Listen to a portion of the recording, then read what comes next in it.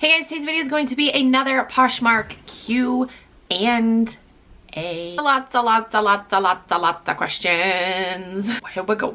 Where we're going, I don't know. Here we go. Okay. First question. Love your videos. Thank you, Tammy.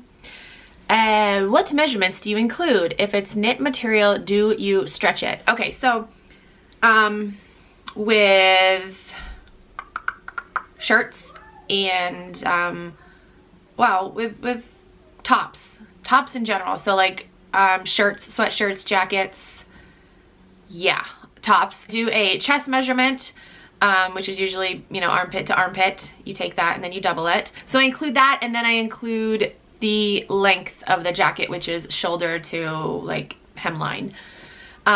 So that's for tops. For pants, I do the inseam. I even do it on sweatpants too, because I feel like a lot of people want to know the inseam on sweatpants. And sometimes I do waist measurements on sweatpants too. And you asked like if it's a knit material, do you stretch it? So no, I will say like you know, 16 inches unstretched. But I tell them that it's a stretchy material. Sometimes people ask for sleeve length too. That's not usually a measurement that I include, but I will if they ask for it. So yeah, those are what I include for measurements. All right, next question. Hi. How often do people return items to you? Not very often. Oh man, in my reselling career, which has been actually a year next month, full-time, I would say I've maybe gotten, I would say at the most 15 returns, and I've sold over 400 items. So I don't know what math is. Hold on, let's ask Siri. What percentage is 15 of 1400? The answer is about 1.0714%. Next question. What is the advantage of hosting a party, and can we name it anything we want? Okay, so no, you can't name the party. Well, we're talking about in-app parties, I would assume.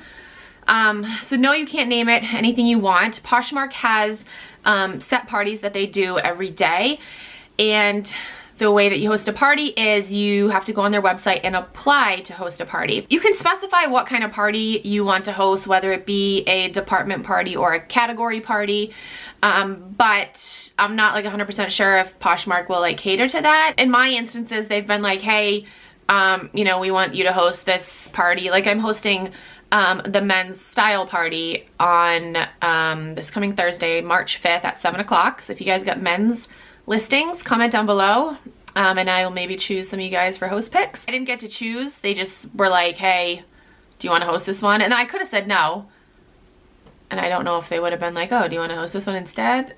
I don't know. I've never like declined them, so I don't know.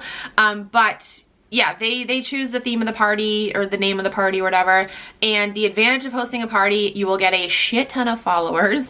That's like the main thing. You will get a shit ton of activity to your closet, like traction people to your closet, you know, sharing, comments, sales.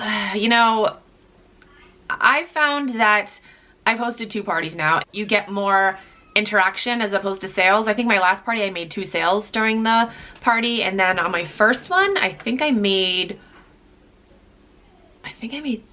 3 sales. So I personally haven't gotten a lot of sales from parties. I've just gotten a lot of, like I said, followers and comments and shares, just a lot of interaction in my closet. Sales, not so much. So those are definitely the advantages of hosting a party, and I do encourage everyone to apply to host a party. There are rules though. I will link the website down below that has like all the rules and stuff. You have to, well, I guess I could tell you real quick, because I was actually going to apply to have my husband host one, but he couldn't because there was one rule. So you have to be a Posh ambassador, first of all.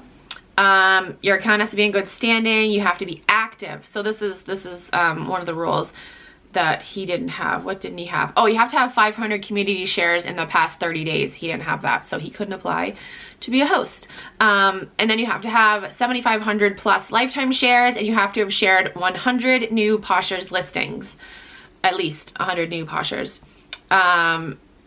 So yeah, those are basically the rules. It does take a little while, like probably a month or 2 or 3 for them to get back to you, because there are a shit ton of people that apply to host these parties. So if you apply and you don't hear back from them, don't get discouraged, and don't apply again, because I don't know this for certain, but I've heard that if you, like, say you applied in January and here it is March and you haven't heard anything from them, and you go and apply again, I have heard that your March application will be the one that they look at. Like, it'll move your January one down and they'll go by your March one, and then it'll be even longer. I don't know if that's true. That's what I've heard. So, you know, just wait it out. Be patient. Patience is a virtue. Okay, next question. I know sending offers to likers is beneficial, but I feel like most of my items are already at a decent price, and some of them are lower than what I would prefer, so I can sell faster. So making offers isn't worth it to me because I end up losing out on a good amount of money. Okay, so that wasn't really a question. Why did I save that? I probably saved it because I wanted to talk about it. Yeah, I feel like there's 2 ways to go about selling on Poshmark. You can either, like this person, have your items priced very reasonably anyway to make, you know, fast, like, quick sales, or, you know, you can play the game. I personally like to, well, I guess I kind of do both. So I have some items that are very, very reasonably priced, and then I have some other items that are a little bit higher priced, because that leaves me room to send offers to likers. So yeah, like this person said, it doesn't make sense to them to send offers to likers because let's say they have, like, I don't know, or let's just say like somebody has a closet full of t-shirts and their t-shirts are like $10 each, which is, you know, that's a good price for a t-shirt. They don't want to send offers to likers because then you have to include a shipping discount too. You have to lower the price by at least 10% and you have to include a shipping discount. So you'd literally be making like a couple dollars, or depending on how much you paid for the shirt. Like, I don't even know if you're making money anyway. So yeah, if you want to send offers to likers, suggest pricing your items a little bit higher. That way you leave room for offers. Okay, next question. Hi Ginny. I've only been on Poshmark for a couple weeks and I'm still learning. I really appreciate your videos. They're very helpful. Thank you. I love getting your comments saying that my videos are helping you guys. Like, I love it. Okay, I have a question I hope you can help with. I've had 2 separate people add one item to a bundle but never do anything with it. What's the best way to handle this? The first time I gave it a day and then I sent her an offer on the bundle, one item, but I never heard anything back from her. Just got the second one today, so I haven't done anything yet. Thanks. So people sometimes add things to bundles with no intention of purchasing things. People will like items with no intention of purchasing it.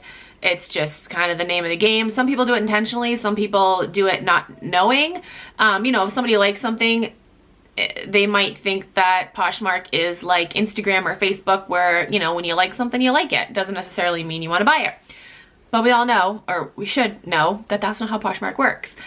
So again, people will add things to a bundle with, you know, no intention of buying it.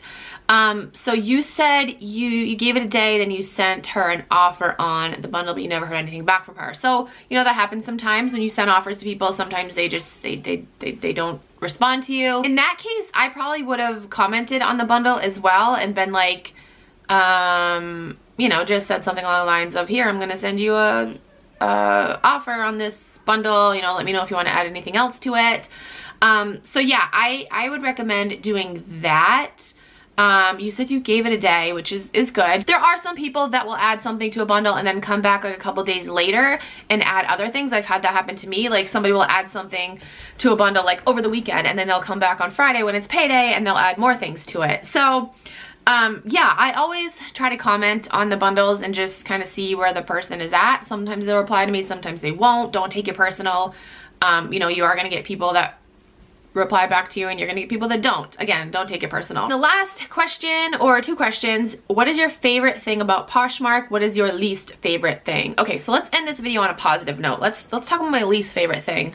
My least favorite thing on Poshmark, I would say sharing my closet.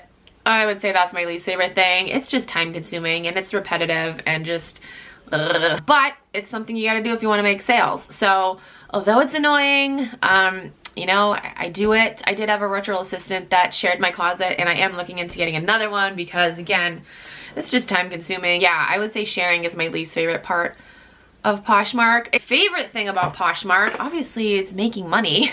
I mean, yeah, it's definitely making money. It's the fact that I can like go shopping. Like my job is to go shopping and buy stuff and turn around and flip it and make money. I get to stay home with my girls. It's amazing. So that's definitely my favorite thing about Poshmark. So that is it for this video. I hope I answered your question. If you guys have any other questions, you can comment down below or DM me on Instagram or tweet me on Twitter and I'll answer them in a future video. Oh yes, reminder, I'm hosting the Men's Style Posh Party on Thursday, March 5th at 7 o'clock Eastern time. So if you guys have any men's listings in your closet and you want to be considered for a host pick, just comment down below and I'll check out your closet. Also, if you're new to Poshmark and you want to sign up, you can use my code KeepinItRad and you'll get a $10 credit. I also get a $10 credit, so thank you. That's it for this video. Thank you guys so much for watching. I'll talk to you guys in my next video. Bye.